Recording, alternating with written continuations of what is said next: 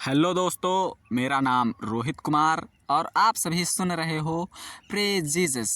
मेरे प्रियजनों, हम सभी लोग आज परमेश्वर की शरण में उपस्थित हुए हैं, पिता की शरण में उपस्थित हुए हैं। प्रभु यीशु मसीह के अनमोल नाम से, अनमोल वचनों के माध्यम से इस प्रार्थना में उपस्थित हुए हैं। मेरे प्रियजनों, मैं आपको एक बात यकीन के साथ बताना चाहता हूं कि यदि आज आप इस प्रार्थना और इन वचनों को सुन रहे हो तो परमेश्वर आपके जीवन में कुछ करना चाहता है, परमेश्वर आपका कार्य सफल करना चाहता है, तभी ये प्रार्थना आपके सम्मुख आई है। मेरे प्रियजनों, इस प्रार्थना को अंत तक जरूर सुनो और अगर अभी तक हमारे चैनल पर नए हो तो चैनल को सब्सक्राइब करके बेल आइकन को जरूर दबा लो ताकि सुबह शाम की प्रार्थना का नोटिफिकेशन आप तक जल्द से जल्द पहुंच जाए। जय मसीह की, जय मसीह की, जय मसीह की। मेरे प्रियजनों, प्रार्थना को शुरू करते हैं। हालेलुया, आमीन।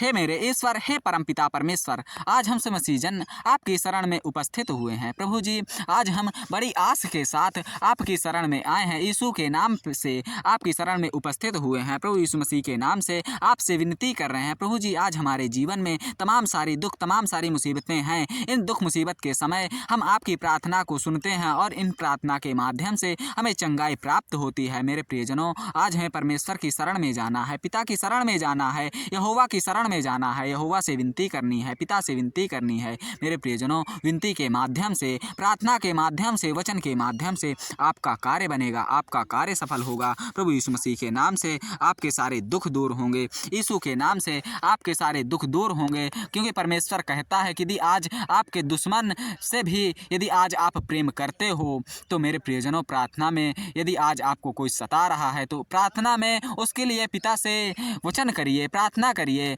प्रार्थना के जरिए उससे चंगाई के लिए प्रार्थना करिए कि आज हमारे दुश्मन भी चंगा रहें और हमारे दुश्मन भी ठीक रहें। प्रभु यीशु मसीह के नाम से आज हमारे दुश्मन भी ठीक रहें, क्योंकि हे मेरे ईश्वर, हे परमपिता परमेश्वर, आपको तो बहुत बड़ी चिंता है, क्योंकि आपने हमें इस धरती पर भेजा, इस दुनिया में भेजा, इस संसार में भेजा और इस संसार में हमें भेजकर हमें बहुत बड़ा हम पर उपकार किया है। प्रभु जी, आज हम आपकी शरण में आए हैं। प्रभु जी, आज हम जानते हैं कि हमारा ईश्वर, हमारा परमपिता परमेश्वर हमें ठीक करता है और हम अपने ईश्वर के प्रति आस्था रखते हैं, प्रेम रखते हैं और आशा के साथ वचन को सुनते हैं, आशा के साथ प्रार्थना को सुनते हैं। मेरे प्रियजनों, यदि आज आप आशा के साथ परमेश्वर के वचन को सुन रहे हो, पिता के वचन को सुन रहे हो, तो परमेश्वर आपके सारे दुखों को दूर करके आपको संभालेगा, आपको बचाएगा। मेरे प्रियजनों, क्योंकि परमेश्वर कहता है कि वचन को सुन, वचन के माध्यम से तेरे सारे दुख दूर होंगे, तेरी सारी मुसीबतें दूर होंगी और तेरा उद्धार होगा। प्रभु यीशु मसीह के नाम से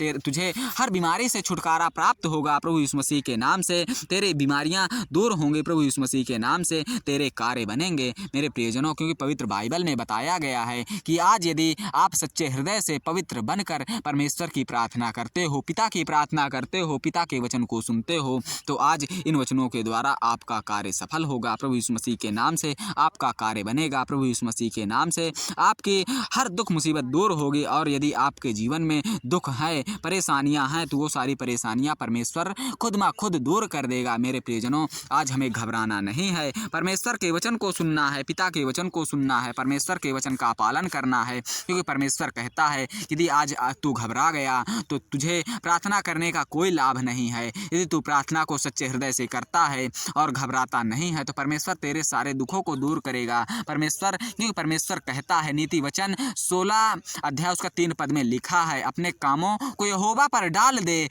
इससे तेरी कल्पनाएं सिद्ध होंगी। मेरे प्रियजनों, यदि आज कुछ भी आप कल्पना करते हो तो वो सारी कल्पनाएं सिद्ध होंगी।